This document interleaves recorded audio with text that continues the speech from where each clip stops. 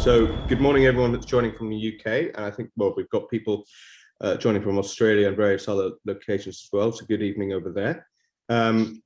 So we realized that, people have got things to do, so we're probably going to get straight into things now. I was going to say that we did say that we're going to provide a wider business update, and that was intended to be on the value engineering studies and also on the exploration side, where there's been quite a lot going on in the background, and Tony and James will update on that in due course. However, we had so many questions coming in regarding the deal, the structure, the plans, that we started to put together a slide deck. And it looked like we wouldn't have time to cover everything else. So we promised we will do more on that in due course. But without further ado, over to Tony and James. So we've got Tony Manini, who's Executive Chairman, and I'm sure you're very familiar with Tony, and James Dio, who's our Chief Business Development Officer, and they're going to be taking you through the deal now. So we've got a slide deck now, which hopefully you can all see. And just for admin, we've got a Q&A section on the bottom right-hand side of your screen, and you can drop in a question there if you would like, and I'll try and read it out during the course of the webinar. I already have a list of questions which have been submitted, and I'll ask those after at various different points, because I've ordered them into relevant sections as well. So without further ado, over to you guys. All right, thanks, Sasha. And so as Sasha said, so myself and James Dio will be on the call tonight. What we intend to do is punch through really a bit of detail around the strategic partner transaction that was recently announced with DOID, and really, what is the transaction? What does it mean for the company and its shareholders, and what are the things that that flows into going forward, and then ultimately just a few snapshots of sort of where we're at and the things that people can look forward to in the near term. So straight into it with the transaction itself. So as was outlined in the announcement to the market, DOID, which is the Indonesian listed company that we've signed a heads of agreement with, will contribute up to $50 million or $50 million to the development of the BKM project, the copper project development. That's essentially in 4 tranches. Those 4 tranches, $10 million to be paid upon execution of the binding agreement, and we'll touch on the timelines and things to that shortly. That's in cash. That is earmarked to go towards completion of the value engineering works and additional resource expansion drilling. I'll touch a bit more on that as well, because obviously people who follow the story will know that we're very well advanced in respect of a lot of those works already, and the resource expansion drilling that we've been undertaking is actually nearing completion. So a second tranche is another $10 million. That's another cash injection to fund the front-end engineering and design works, the FEED. That's then followed by a further $20 million, either in cash or in kind, as in contributions from DOID in respect of civil and mine engineering construction works. And then the fourth tranche is another $10 million to be contributed towards long lead capital items. The long lead capital items are items that essentially have anywhere from 6 to 12 month lead times. So you need to order those relatively early, put a deposit down, substantial deposit, in order for those things to meet the project schedule as the construction gets underway. So in total, that's $50 million. On completion of that staged earning, DOID will have effectively earned 51% interest in the project. A couple of key takeaways on the transaction itself. So the 51% earning is expenditure based. So those different work streams that I outlined above, and the contributions to those work streams, either in cash or in kind, are really guidelines around, okay, where's the money to be spent? As we get into the binding documentation, we'll flesh that out a little more. But I just want to emphasise that $50 million has to be spent irregardless to earn that 51%. It's not a works-based expense, not a works-based earning. So we've agreed with DOID a 90-day exclusivity period to allow them to complete their diligence. That work is well advanced. They had already done part of their diligence. We entered into the exclusivity for them in order for them to complete that.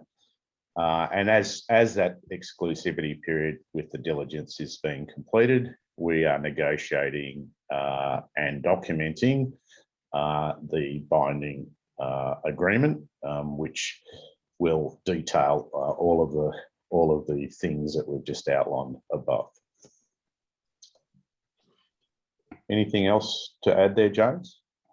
No, I'm telling you, I think there's one probably important thing is that, you know, tranches 1, 2, 3, and 4, they're not sequential, so one doesn't follow the other. So, you know, as soon as we finish the front-end engineering and design works, you know, we can actually, you know, kick off tranches 3 and 4 together. So some of the long lead item capitals, you know, will follow tranche 2 almost immediately. I think that's quite important.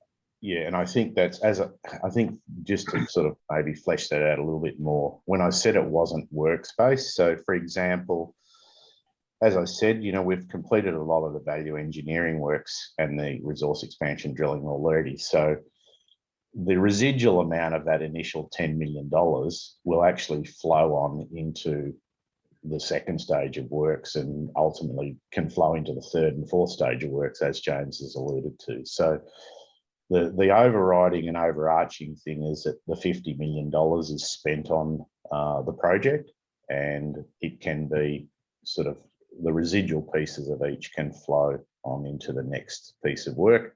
And ultimately, if after all of that's done, there's residual, then it'll just go towards the capital development of the project. So a little bit about DOID. So who are they? So they're a publicly listed company on the Indonesian Stock Exchange. I think a couple of key metrics here from their 2020 financials, which is the last reported. It's a $200 million revenue business. Mining services, mining contracting is a large part of their business. So $200 million of revenues. They had an operating profit of 52 million from that, and an operating cash flow of just over 200 million. So, you know, it's quite a substantive business, you know, with a strong financial base. Their subsidiary company is Buma, which is one of the largest mining services companies in Indonesia. It predominantly operates in the coal sector, and it has major clients. And, you know, what's of real, you know, particular relevance here is that most of its major clients are operating in Kalimantan.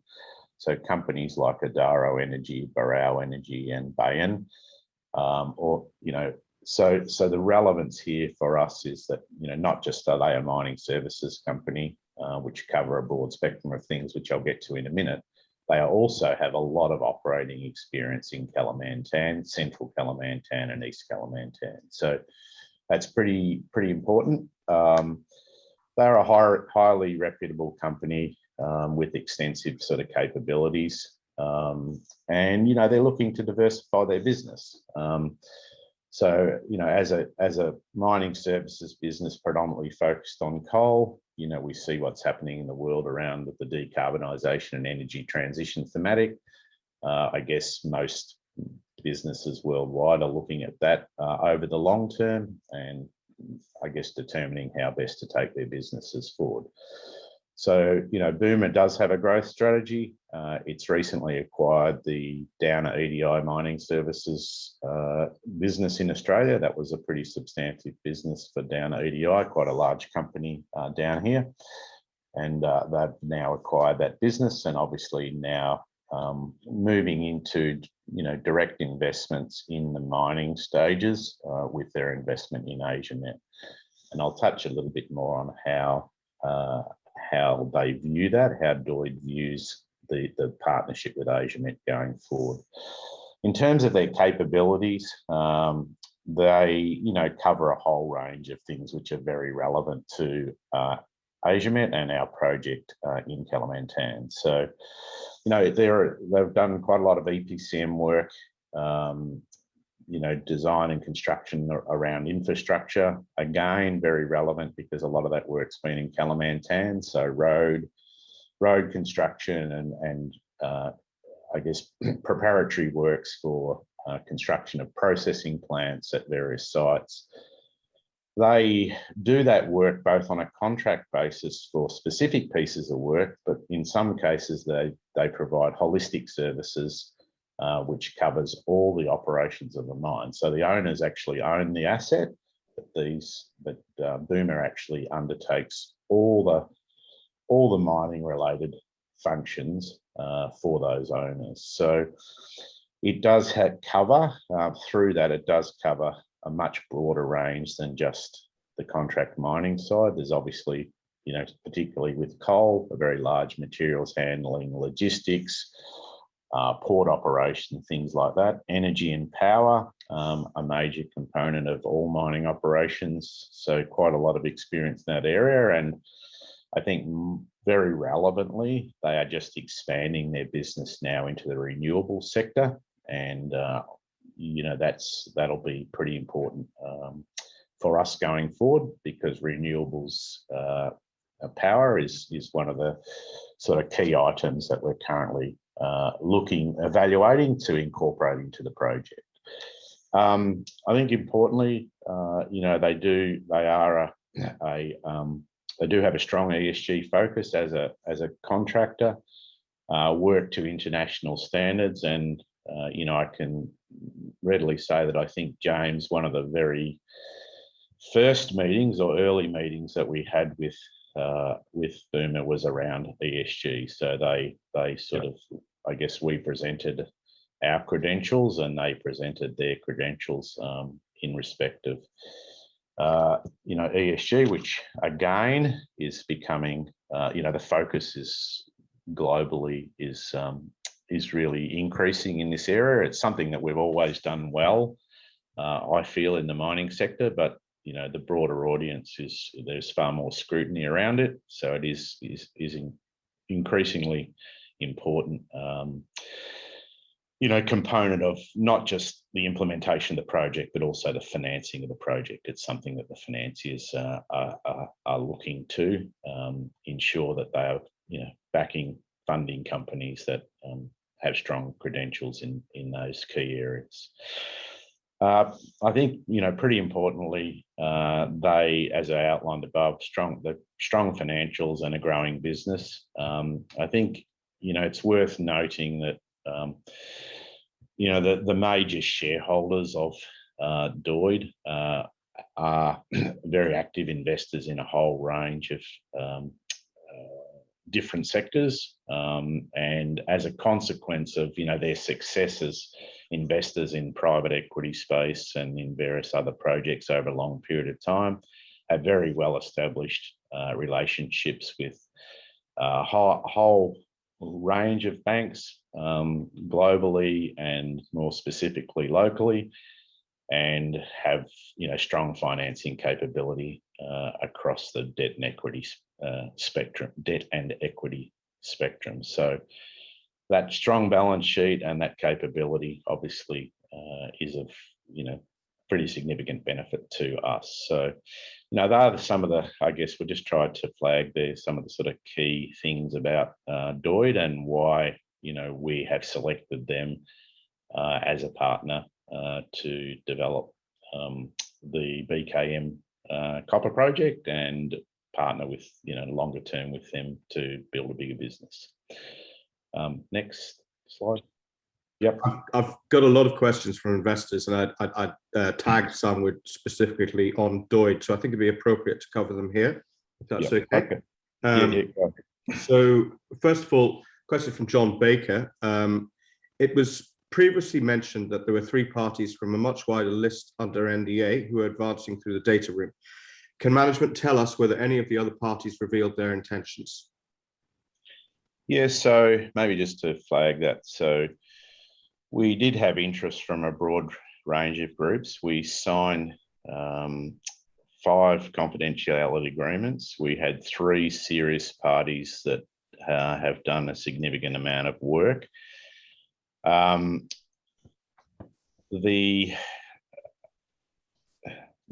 There's those 3 parties advanced quite a long way along the path. One of them, I guess, was so they've had, and I've sort of in the public domain, I've sort of said this before. So there's sort of 3 different agendas, if you like. One of them was another mining company who was interested again in getting exposure to the future-facing metals and copper in particular, and growing a copper business. And they were ultimately interested in, I guess, a bigger share of the project. And the valuations that we were talking, or the valuations that were being discussed, were sort of, I guess, ballpark type numbers to the numbers that we just outlined in respect of the deal with DOID.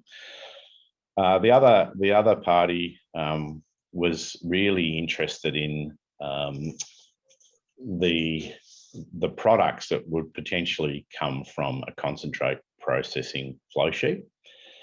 And as we go through here, you'll see that we've made a conscious decision that while the concentrate process flow sheet will ultimately be an important piece of the project here, the most critical thing for us at this point in time is to actually get the project financed, get it into production, and then leverage off that production to essentially expand the project and add a second stage to it. And that's ultimately where the concentrate process flow sheet would come into it.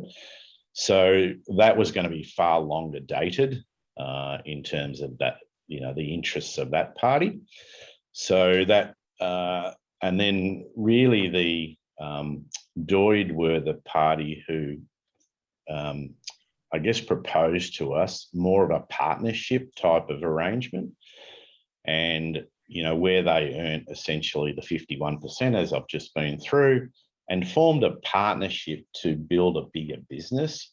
And and they obviously, the things I've just talked to, they bring a lot of capabilities to assist us to get that done. And for our shareholders, I mean, we're negotiating a deal here off a market cap which doesn't reflect the value of the assets. So for us, it was most important to hang on to the biggest piece that we could, form a partnership with a group that needed us as much as we needed them. And then ultimately we can continue to have significant and large exposure to the upside that, will be unlocked through the building of the mine, a second stage expansion into a concentrate process, and ultimately, the development of or further development of Butong, and then, potentially other assets into the future. So we felt that, the opportunity to build a much bigger value pie for our shareholders was through this type of transaction. And ultimately that's, the board made a decision that we would, enter the HOA with Boomer with DOID to do that. Thanks, Tony. Look, another one from John Baker. Out of 10, how confident are management in delivering a binding SPA within the allocated timeframe? What I'll say is we're very confident. We're very well advanced in respect of the diligence. So actually, James and I have been on calls today with some of the technical experts. So each of those sort of technical areas is being ticked off, so that's well advanced. The drafting of the documentation is also well advanced. I can say that both of the parties, both ourselves and DOID, we're very focused on trying to get this done as quickly as possible. Now that we've sort of entered into the HOA and form this development partnership, we're both very keen to get the project built and into production as quickly as we possibly can. Every day lost, is an extra day to first cash flow, basically. So there is a sense of urgency across, both our team and their team. A lot of engagement going on to drive it through to a conclusion. So very confident it's going to get done within the time frame, and we and DOID are pushing very hard to do it as in a shorter time frame. But you got to be realistic. There's actually quite a lot of work to do here. So we'll get it done as quickly as we can, but very confident we'll get it done in the time frame. Okay, thanks, Tony. Tony, potentially you could move on at the moment. I've got quite a few questions on how things would be structured later on, and for example, the development work that DOID will get involved in, and a few other things. But potentially, I think we could ask that in a couple of slides. Yeah. Okay. Thanks, Sasha. So we'll move on now to really what are the benefits for our shareholders. So look, we've outlined the key things here in really three buckets, if you like. So the first one is value, the value proposition. The second is that it enables the project, the BKM copper mine development to go ahead. And the third is it establishes a platform, for growth going forward. So what are the key things there? Look, it provides fair value for, what we've currently got in the KSK contract of work. And as I've just alluded to, by retaining that significant upside stake, unlocks the value by enabling the project to actually get built and into production and cash flow. As I've sort of been through now, it delivers, or it introduces, a highly credible investor. So, we remember that DOID has a 15.4% interest at the corporate level in Asiamet, and a strategic partner to accelerate that mine development. And, I can say to everybody on the call that that sort of level of momentum has lifted pretty significantly since we've signed the HOA. And, we've got regular calls with DOID a couple of times a week. There's, over and above just the diligence calls. These are calls in terms of, okay, well, establishing contact with banks and, talking about, working together on various components of the project development, such as power and things. So that engagement's already quite strong, and it's continuing to increase already. So that's a critical thing for us. One of the things that we probably haven't mentioned along the way is that there are sell down requirements in Indonesia, and this transaction is essentially satisfy those ownership requirements over the longer term. And as I've already said, it adds significant Indonesian operating experience and financial strength. So, that's really the value proposition there for shareholders. As I've already said, it contributes $50 million to the mine development. We Asiamet, I've had a few questions around this. We'll continue to manage the development of BKM and the greater KSK contract of work. So that's where I said it was a synergistic type of deal, in that DOID is not experienced in the mineral sector and looking to grow a business in the mineral sector. We are in the mineral sector, and hence, part of the discussion is that we would continue to develop continue to manage the development of the project, and that will continue as a partnership for irrespective of whether we're the majority owner as we are today, or the 49% owner going forward. We'll still be the manager of the project is the intention. I guess it enables us to, now move quickly to a mine development decision, get, finalise the development path that we're going to take. I've already sort of flagged, how we're strategically thinking about that now, and then finalise the schedule, get the permitting finalised, and basically get the mine development decision and move into construction. Obviously, now that we've sort of got the partner, we've got the project in a much stronger financial position. There is a clear path forward. Then we can hire out the team to execute on all of that. And I've already said we've already upped the ante in terms of the debt financing now, and that will only accelerate as we sort of move forward over the next little while. I think importantly, we still retain our 80% interest in Butong, and as I said, the way that DOID, and ourselves view this is as a partnership going forward, and we'll. First things first, we've got to get the BKM project built, but, we'll look to use this as a platform to grow a bigger Indonesian-focused base and precious metals business. That's the intention, very clear intention. I've always said we had the asset base, and we still have that asset base. This deal enables us to actually execute and develop that asset base. And then there's the potential here for a future IDX listing. And, just to maybe flesh that out just a little bit for a second, if you look at where we are, if you look at Merdeka Copper and Gold as a case study, Merdeka Copper and Gold is an Indonesian, it's a listed company in Indonesia in the copper and gold space, as its name suggests. It has a gold heap leach project that's in production, went into production about sort of 4 or 5 years ago. Their revenues and cash flows would be pretty similar to what we would have from BKM in full production. And they have a big copper gold growth project sitting behind that. As I said, that company's listed on the IDX and has a market cap of circa $3 billion.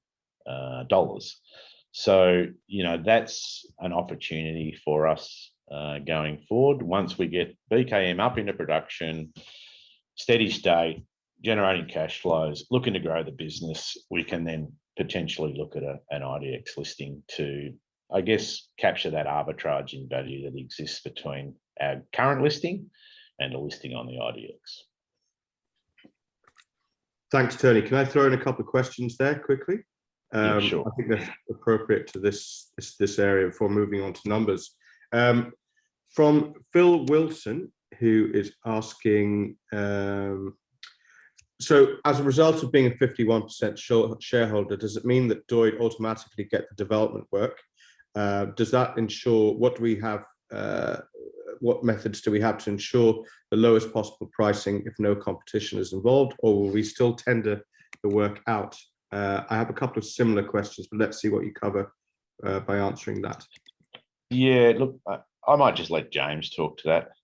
We were all I'll say is the introduction to James talking to it. We were very cognizant of this in entering this deal. Obviously, it's not in the best interests of the company or the shareholders to be beholden to an individual contractor, irrespective of whether they're your partner or not. So it was an important consideration, and the way that we'll approach that, I'll let James talk to. Thanks, Tony. Yeah, so in terms of answering that question with respect to, do they just get handed the mining contract and other contracts? We've actually got an agreement between ourselves to say that any contract that is going to be provided to them will go through a normal tendering process, and it's got to be commercially viable for the project and going forward. So if it doesn't make sense commercially, or or for any other reason, it doesn't go to them. So there's a value and a capability test for every single contract. So Tony talked about ESG before. This is the G part, of our governance framework kicking in. Yeah, so I mean, it's something that's been seriously considered and addressed, and I guess the way to think about this is that there'll be certain components of the project that DOID will be either too big for or don't have the skill set and capability in, and there'll be other pieces that they do. But each of those pieces, as James said, will be tendered, and the most competitive tender will ultimately get the work. I think that probably covers most of the quite similar questions came in around that. Okay, another one on the in regards to growing a bigger Indonesian base metals business with DOID. Does this mean that you have other potential opportunities in mind? Sorry. Sorry. On slide 6, you mentioned further ventures with DOID and using Asiamet as a platform to grow a bigger Indonesian-focused base metals business. Does this mean that you have other potential opportunities in mind in terms of a pipeline, or is this merely a twinkle in your eye at this stage? Yeah, okay. Now, look, definitely the ambition is to use this partnership as a platform to grow a bigger business. So, I've already said that, and, I'll just reiterate that now. And I've talked about the Merdeka example, and, at the end of the day, it comes down to risk, it comes down to value proposition, Sasha. So, we don't have anything in mind right now. I've been asked to look at a couple of things by DOID, but really only just superficially.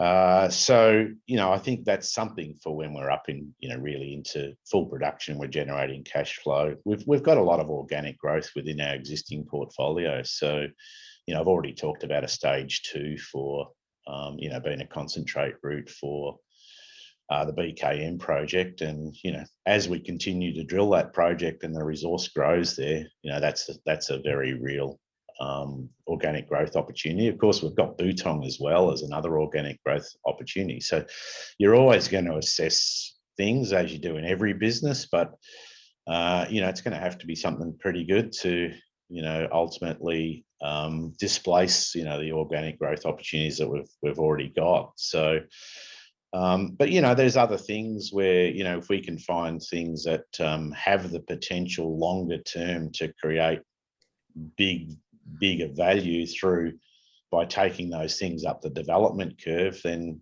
and we can put our foot on them, relatively cheaply, then we should do that. And some of those opportunities will come across our desk, I'm sure. So we'll assess each in their own merits. But really, first things first, we've really got to focus on the job at hand, and that's what we'll be doing. Okay. Thanks, Tony. Let's kick on, and I've got a few questions stacking up at the end, but I think we need to run through the rest of this presentation first. Yeah. Okay. So look, I talked about the leverage to the upside through the retained interest, and we've just put this here just to, I guess, give people a snapshot of sort of the way we were thinking about this transaction. So this is the 2019 feasibility study. Just some of the NPV metrics around that, and what does it mean? We did that study at $3.30 copper, and we've always talked about the $125 million NPV of the project. Obviously, our retained stake at 49%. After $50 million is contributed, you can see that there. As the copper price rises, and we're probably closer to $4.50 today, that interest is, ultimately, multiples of our current market cap for this one project. And that's before, you've got the conversion of resources to an expansion of the mine life through that work, even higher commodities prices exposure. And then, as I've alluded to, the opportunity to, for a further expansion and longer mine life, once you're up and running through developing that concentrate process flow sheet. So, this enables the project. It gets us into the game, and it enables us then to capture the value that's in those organic growth opportunities. So you can see what that means in terms of today's copper price at $4.50.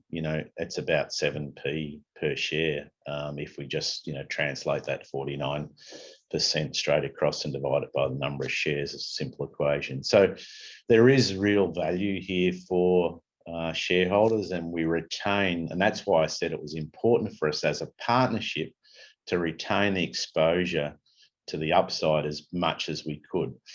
We could have divested down to 25%, but that value equation would have given us money back today, but we would not have had the exposure for shareholders to capture the upside that's inherent in the existing project, but also to the organic growth plus the upside in commodities prices. So that's the way that we thought about it.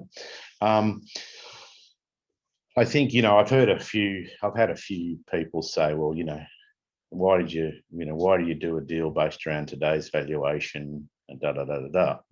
Well, the way that projects are valued in M&A transactions are always around long-term pricing, and long-term pricing, is circa about $3.40 today. If you look at consensus pricing, and if you look at the M&A transactions that have been done recently, those things are around about $3.40 copper. So that's how anyone would look at a transaction at this particular point in time based around long-term pricing. And you've got to be realistic. Our market cap is what it is, and that's the backdrop that we're negotiating from. So we've had to consider that position and then do the best deal that we possibly can do, and retain the upside exposure to all those things I talked about. And I think this transaction is a very good transaction for us and achieves all those things that we're looking for. Okay, so the next piece is really, well, how does a project financing scenario look around those numbers, and what does it sort of mean for shareholders? So we've just put some numbers on paper here. This is not hard and fast, but it just gives some guidance, and it gives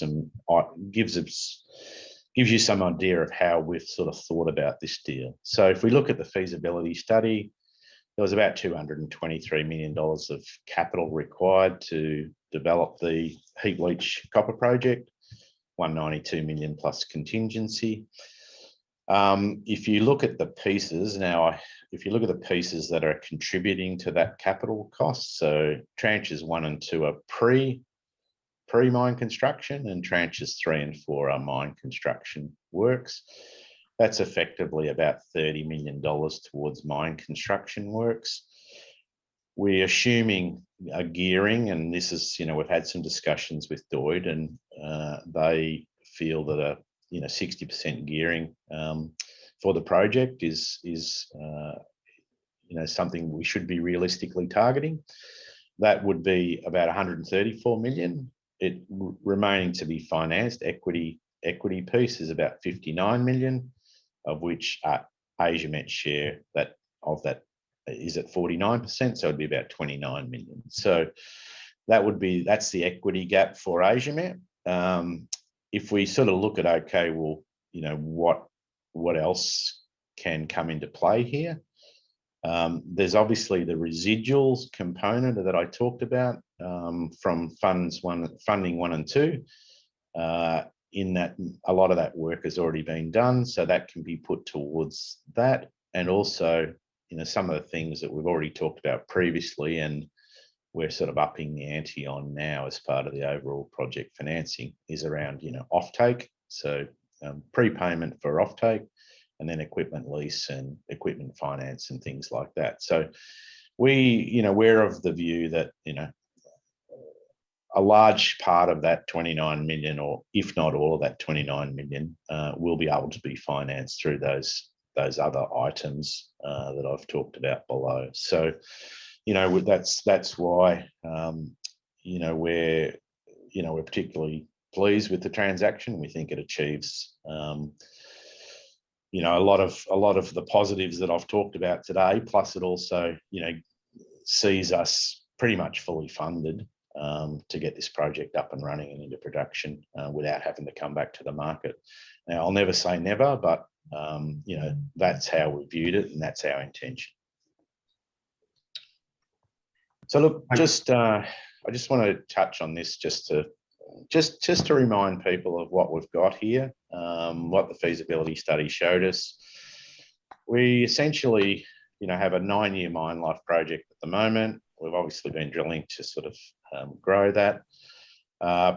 Looking at producing 25,000 tonnes of copper per annum. Life of mine strip, very low strip ratio. Therefore, that flows through into, you've got a heap leach, low strip, and it's in Indonesia where you've got a pretty low operating cost base. Very, very competitive cost structure of $1.65 cash costs and all-in sustaining costs about $1.80.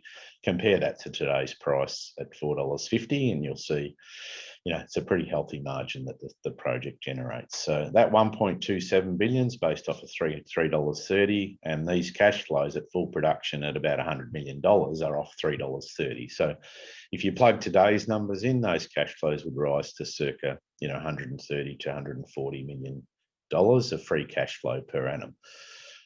The key thing for us has been to we ramp this project up, we get it up to full capacity, we stay at full capacity for 4 years, and then it's tails away. The work that we've been doing around the optimization work and the drilling work has been to fill out the back end of this life here in terms of the heap leach project. And as I said, then we'll be in a position sort of around here to then look at, building or adding a second stage, which is a concentrate a flotation circuit, and then producing concentrate. The size and scale of the BKZ project before, while it was very promising, it was still pretty small. The objective of the drilling program that we've just undertaken was to actually flesh that out. What was its potential scale, and what was its footprint? Because obviously we didn't want to be building infrastructure on top of where the deposit was open. And secondly, it was important to understand, was the option of a concentrate process flow sheet something that we could realistically look at. So that work has been very successful. We've got a 9-year life now, but ultimately the objective has been, how do we fill this out and keep it at that 25,000 tonnes and keep it at that 130, $140 million free cash flow for much longer, which obviously then flows on into our financial strength to then develop that organic growth that range of organic growth opportunities that we've got, both here at BK in the BK area and also at Bhutan.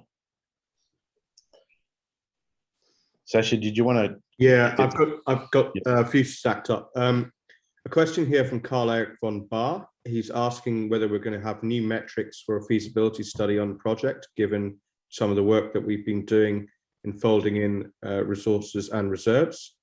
So I think probably more in relation to the previous slide.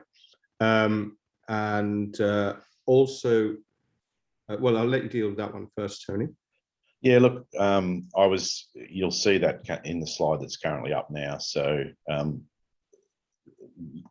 in answer to Carl Eric's question, So the idea here is, we need to update so we want to finalise the concentrate process flow sheet study, including OPEX and CAPEX. That'll be completed by the end of the year. And then we'll package that up, put a bow around it, and have that ready to pull off the shelf when we start to be in a position to consider the second stage of the project. Now that we clearly have, the concentrate flow sheet looks, very strong.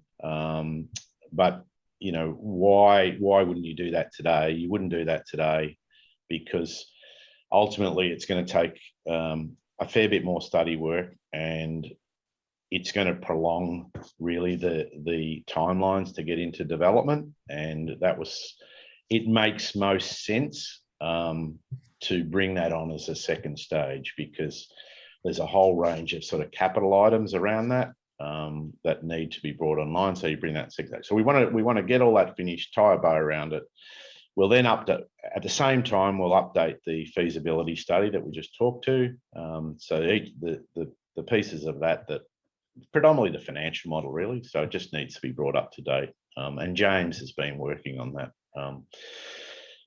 with some consultants around getting those models updated, and we continue to do that. So the answer is yes, that'll all be updated and packaged up, ready for putting in front of the debt financiers that we're in discussions with, and upping the ante with in terms of engagement. Okay, thank you. Another question from Paul Griffiths. Importantly, what's DOID's intentions, given we are valued at circa 50 million? What's to stop them taking us out post SPA? Yeah. Okay. So nothing's stopping them taking us out, is the answer. So I think, it's a value and risk sort of thing that the way you need to think about it. At the moment, they sit there with 50. So first thing I'll say is, right now we're under confidentiality agreement and in exclusivity. So they are not in a position to be buying any additional shares in the Asiamet corporate at this time. The second thing is, it'll come down to risk and value. So I mean, ultimately, if they see as we progress this project, the financing and the work around the lead into construction, and Asiamet share price is still sitting as it is today, they may ultimately say that, there's a value equation here. The risk is actually getting less. The value hasn't changed, and, it makes most sense for us to own more of it. The flip side of that is that, they see the risk. They sort of think, well, okay, it's appropriately valued for the risk, and so therefore, we don't move today. So, look, I can't speak for them in terms of the way that they think about it, but certainly, if I was in their shoes, there's always a value risk equation, and I'm sure that they'd be continued to assess that, and if the market doesn't value the assets or undervalues the assets, then they might see that as an opportunity to get a bigger share of it. But at this time, it's a bit preliminary to talk about that. It's really, we're focused on getting this done, getting the partnership underway, and looking to get the value into our share price such that we're in a much stronger position in respect of that exposure. So, and I don't think obviously DOID has 15.4%, but it may not only be them. There may be others that see significant value in where we are today. And I can tell you that I'm in the copper space every day, and and the hunger for copper exposures is growing, because the realization that there's not many projects out there is dawning on all sorts of players in the industry. So, Tony, maybe it'd be appropriate to ask. There's quite a few who've got similar line of questioning, as in what do you believe the true value is today? Where do you think the value should go? Do you think the market's just waiting for the SPA, or is the penny not dropped as yet? So if you talk about value, please. Yeah, look, I mean, I'll just maybe split back to here for a minute. So, okay, so do we think we're valued today? Well, I mean, if you sort of said, well, where are you valued today? The copper price is $4.50. So you can see where the see-through value is today. We've just signed a deal that essentially sees the project funded through to, and into construction. So, and you've got NPV ranges there for a bunch of copper. This doesn't take into any consideration the other resources that we have, which can be converted into additional mine life. It doesn't take into account BKZ at all. I mean, there's hundreds of millions of dollars of in situ value sitting in BKZ and continues to grow every day. And that's before I talk about Butong. So do I think we're undervalued? Ridiculously undervalued. We're in a copper bull market, for goodness sake. The price is $4.50. And, you can see, we've got an enabled project, to get through and into production with a huge organic growth pipeline. So absolutely, we're undervalued. What was the second part, Sasha? That gets me going.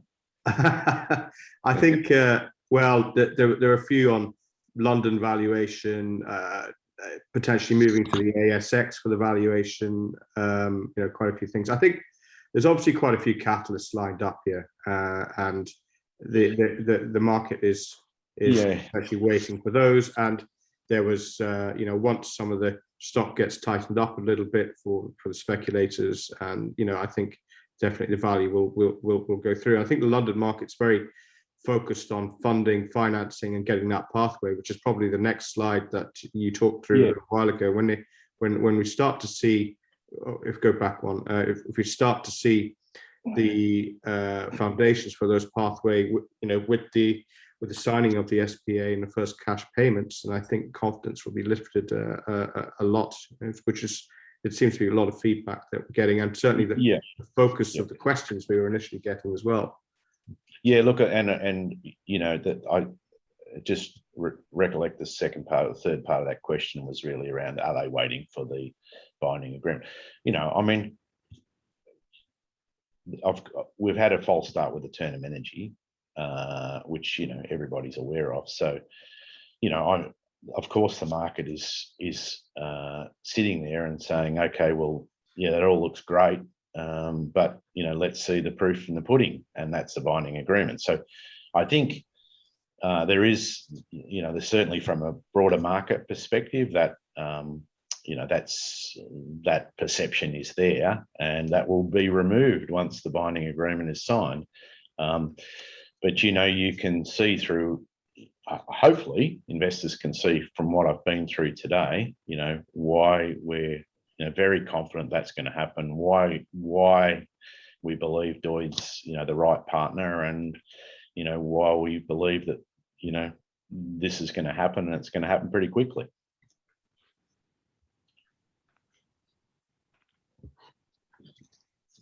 Yeah, thanks, Tony. Did you finish the value drivers slide 11 on the further news flow to come? No, I haven't. So I haven't finished 10 or 11 yet. So let me just quickly go through that. So what are the near-term value drivers? So I've sort of, I guess, separated this into the various things that we've got going on. So obviously closing out the binding agreement is critical, and that's something that James himself very focused on. There's some other things. We're now sort of the business is enabled, the project's enabled.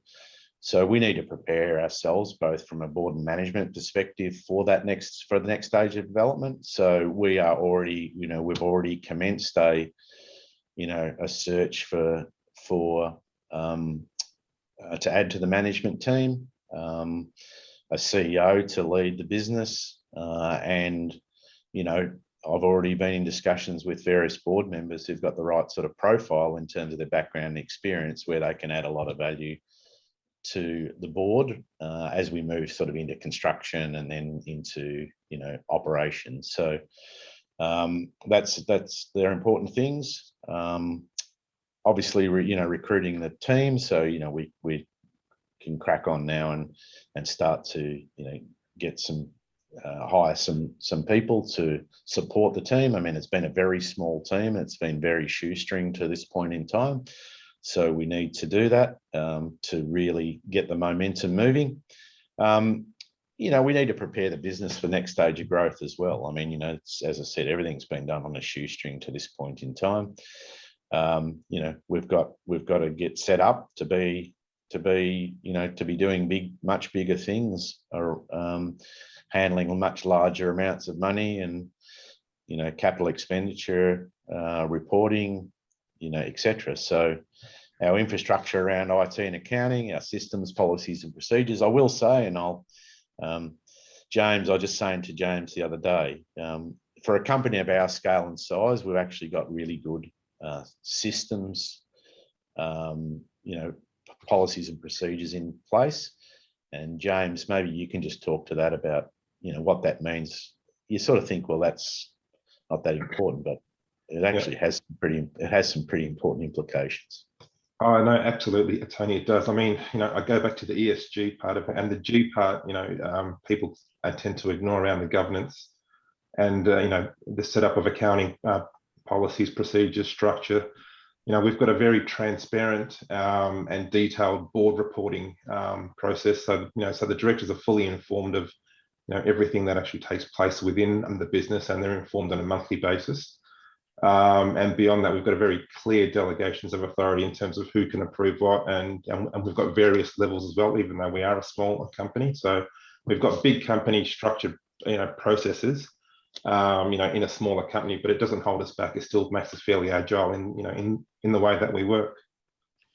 Yeah, and I think, James, one of the things that just to finish off on that point, when you go and talk to banks, and you go and talk to people sort of scrutinise your ESG bit and the G bit that James talked about, it's really important for these people to see, hey, this is a real company. It does have real structure behind it, and there are important things that give financiers confidence that the business is well managed. And obviously there's also your interfaces with all your stakeholders in Indonesia, your government, local, provincial, and central, as well as your sort of broader community stakeholders as well. So look, and the other thing, obviously, we talked about our share register. We do, that does hold us back, there's no doubt. So we do need to strengthen our share register. I think now that we've got the profile of the company is changing, we will be lifting, the level of institutional investor engagement, to try and bring some a broader range of institutional shareholders onto the register, so that we can, consolidate that register somewhat and strengthen that register somewhat. We just haven't had the profile to attract that type of investor up to this point in time, but given this deal and the different profile of the company, that's something that we're going to be focused on over the next while, or into the future, really. So look, what are the other things? So I've already talked about finalising the process flow sheet for the concentrate, wrapping a bow around that, updating the feasibility study including the financial models. We will be finalising the power and transport logistics options, and then packaging those. And then we start the detailed engineering design works and preparations of packages for tendering, etc. And very importantly, the S part of the ESG, increasing levels of community engagement in preparation for mine development. We're going to have Mansour come on in a little while and talk to this in more detail. It's a great story, the community development program and community engagement work that's been done at KSK and the BKM project. And it wouldn't, I think Mansour will do it some real justice. If we'll get him on, he can talk to it. He's very passionate about it, and they've done some fantastic work. And as I've sort of said to many people, again, when you're talking to financiers, banks, these things are very important in this day and age, and we're in very good shape because of that great work that's been done there. Can't be underestimated. The permitting, James, do you want to just talk to the permitting? That would be good, just how we're sort of thinking about that now. Yeah, sure. So the key permit that we've been talking about is the Pinjin Pakai, which is the borrow and use permit. So given that the project is located in a forestry area, we need to get permission from the Environmental and Forestry Department to build a mine. So we're actually progressing really well on that process. So right now, the conditional approval should be granted early 2022, which is a little bit ahead of our internal timeline. And then soon after that, we'll be working towards the definitive or the unconditional Pinjin Pakai. Right now we're working through some work streams whereby we're meeting those requirements now. So there's a few conditions which will need to be satisfied, and all those work streams are underway right now. So we'll reduce the gap or that timeline between conditional and unconditional. So we're expecting 2 to 3 months following the conditional approval that we'll get the conditional permit, all things being lodged and reviewed by the government. And then in terms of the secondary permit, so once the Pinjin Pakai is actually issued, we then go on for mining and construction permits, which is a lot faster process because the key, that's dealt with the mines department are a lot more efficient in the way that they work compared to the forestry. I think that covers the permitting piece, Tony. Yep, thanks, James. Okay, so obviously I've already talked about the KSP or the BK area expansion drilling program. So that program's we had 3,000 meters. Look, it's really exceeded our expectations, to be quite honest. So we've got about another 1,500 meters to do. There's some very obvious sort of areas that we need to drill to keep expanding BKZ. So we'll do that work, and the results of that will flow through. We've got we've certainly as I said, it's exceeded expectations and continues to grow. We'll then do an updated resource estimate for BKZ as soon as all that data sort of comes together and we'll update that. And we expect that to be really pretty positive in terms of its growth, and a lot more to do there, I will say. The project financing, we've sort of talked about that, in various pieces along the way.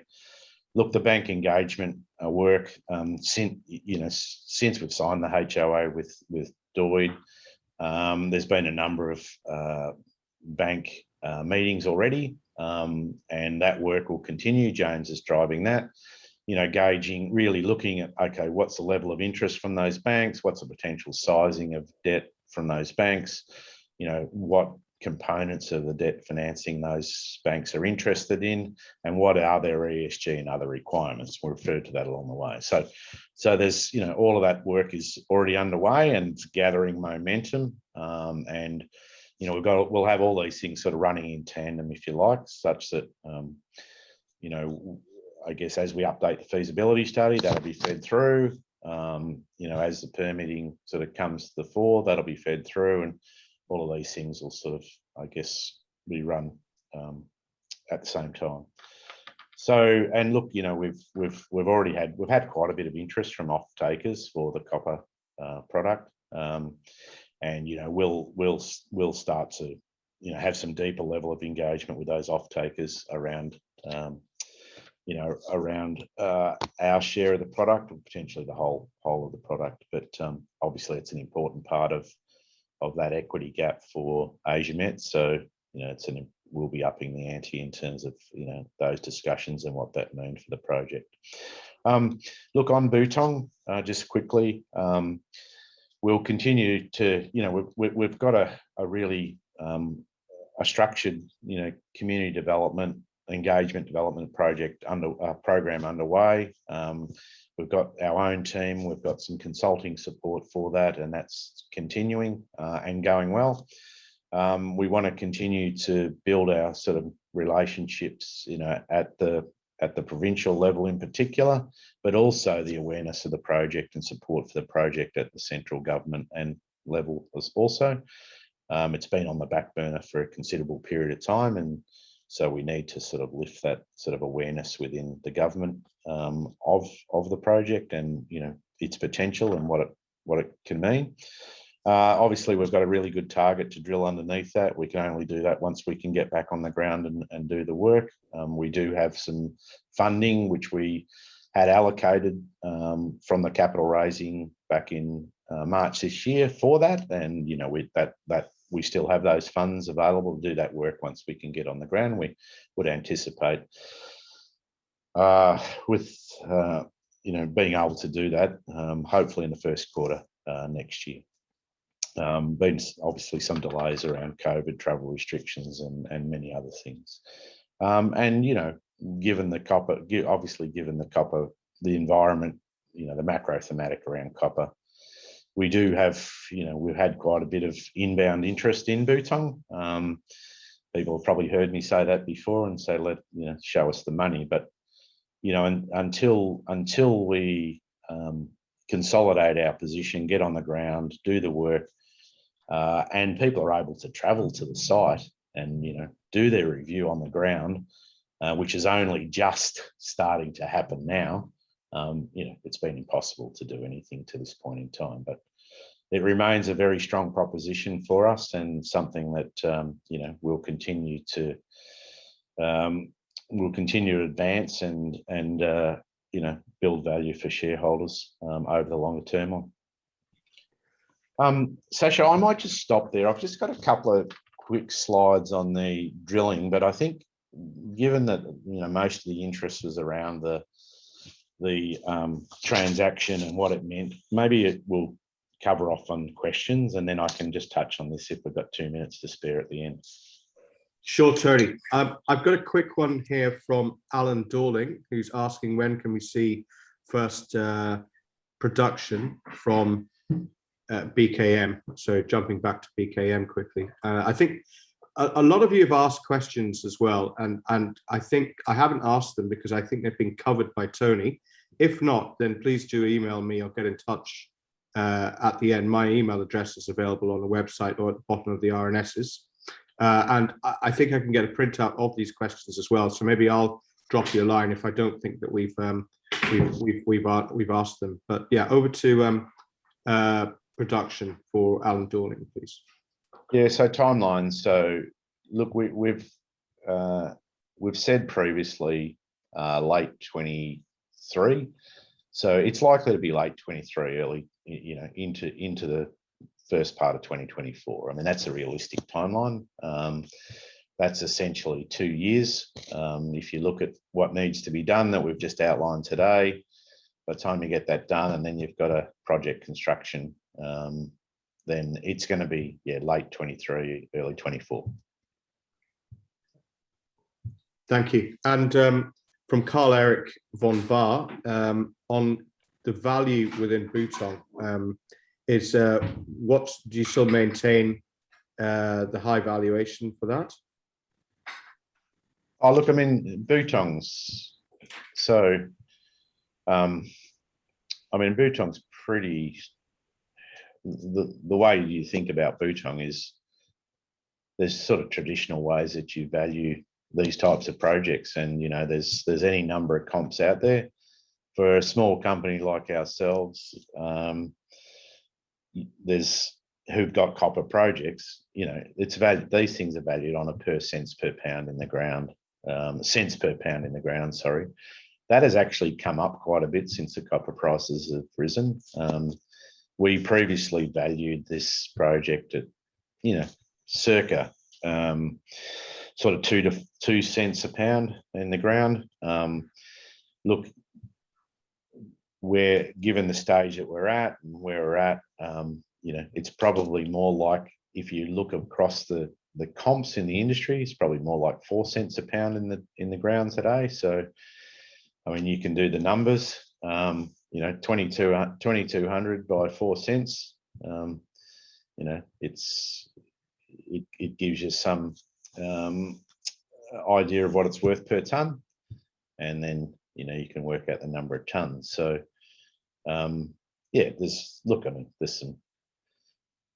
The more you look around at copper projects, undeveloped copper projects globally, the more you'll realise how the potential value of Butong as a copper asset, because it's so close to the coast. It's got all the infrastructure nearby, and it's a decent scale resource. And the fact that we've had interest from serious people in the copper industry, clearly indicates that it's got some real substance. But we need to get back on the ground and start the work. And I think once we get back on the ground and start the drilling work, you'll see a little bit like, how do we get the value for BKM? Well, let's get the binding agreement in place and move it forward. Well, we've got to get on the ground at Butong and start drilling. And then I think you'll see people, the value proposition around Butong will become clear very quickly. Thanks, Tony. Back to BKM and BKZ at KSK. Question from Ken Gistrata, who's asking if we're likely to see more drill results this year and what's been happening recently. Sorry, this is at KSK? Yes.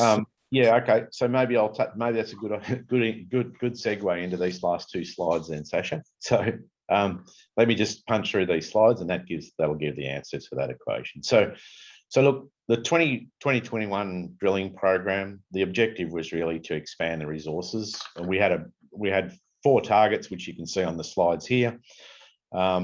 We went in to drill at BKZ early on. Those results exceeded our expectations. Things grew pretty quickly. We've focused on continuing to drill there, although we've been doing some drilling at BKM lately. All the drilling's been outside the existing resource envelope, and we expect to get some pretty significant resource growth out of that. The deposit still remains open in multiple directions. So, and one thing's become clear to us. Patrick's put a lot of work into the geological model and the understanding, and that enhanced geological understanding, as I've sort of outlined here, that's increased our drilling success rate.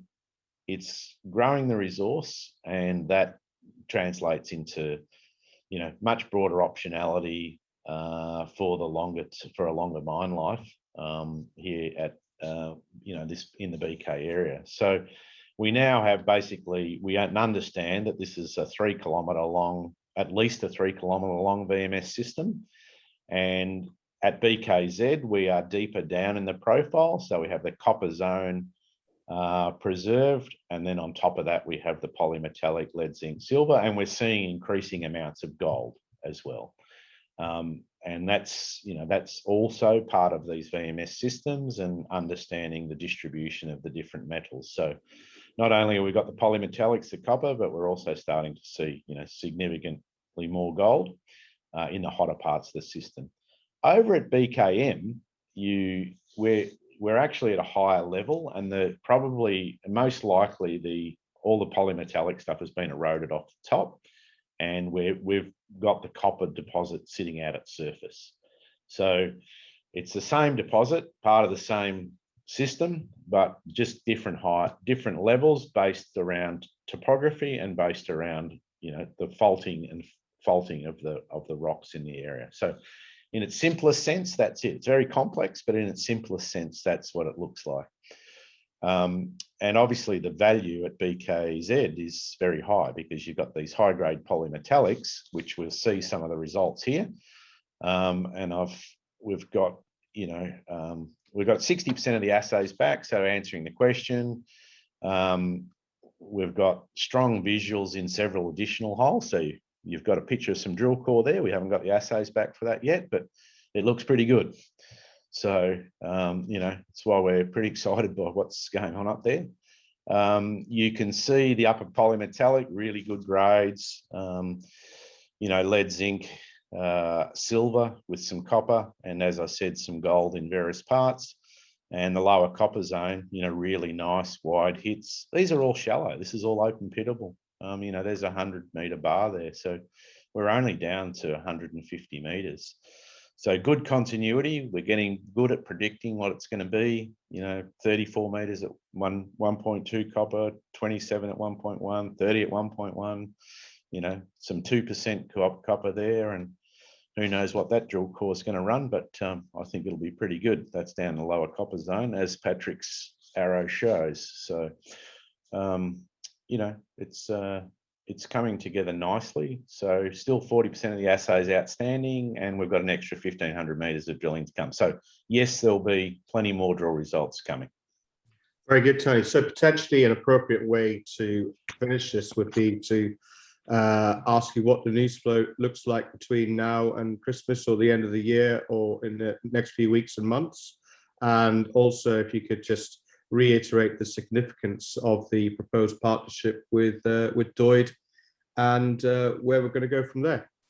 Yeah, look, I mean, these near-term value drivers, I think, is really outlined where the news flow is going to come from, Sasha. So I won't go over that again, but obviously, all of these things are sort of works in progress at the moment. So, there's obviously corporate news, as we've talked through, and there's, a lot of things around the project which are coming to conclusion. So, the concentrate package is coming to a conclusion, the update of the feasibility, the financial models, and the works that are underway, updates on the financing and permitting, and the drilling. So, I think lots of news flow over the next, really for the foreseeable future, because there's a lot going on and there'll be more going on as the momentum picks up. And obviously, we're continuing that work at Butong and looking to get back on the ground there. So look, a whole bunch of things, Sasha, around news flow in the near term. Sorry, what was the second piece? On the significance of the proposed partnership with DOID look, I think that for all the reasons we've been through today, it's a very significant milestone for the company to have to be able to introduce a partner into the project, enable the project who brings capability across a whole range of things relevant to what we're doing, and gives us the opportunity now to get this project built into production, cash flow, and then enable the organic growth pipeline we've got. So we're pretty pumped about this deal. It does, it achieves all the things that we set out to achieve, and as a management team, what's exciting for us is that it enables us now to really crack on and with a sense of urgency, put a team together and push this thing hard and get it into production as soon as we possibly can. Thank you, Tony. Look, I think that's appropriate part to wrap up, and it's getting late there, so keep you guys fresh for your other meetings this week. As I said, please get in touch with me or the rest of the team if you have any questions. So, we will be making this available on the website as soon as we can get it up there. It takes a while to load these files because they're quite big. Just another little point that we are going to attend the Minds and Money conference at the end of this month. That's in London, and that's on the 30th and the 1st. So if you are able to get to that, then please do pop along. We'll release details for that shortly. So that's on the 30th of November and the 1st of December. That's a 2-day conference in London. So we will be doing some marketing around that time as well, and always happy to meet up. So Tony, unless there's anything else, or James, then I think we can wrap up there. That's great. Thanks, Sasha, and thanks everybody for taking the time today. Your support's much appreciated, and we look forward to delivering on this and the development of the project and building value for all shareholders going forward. So thank you.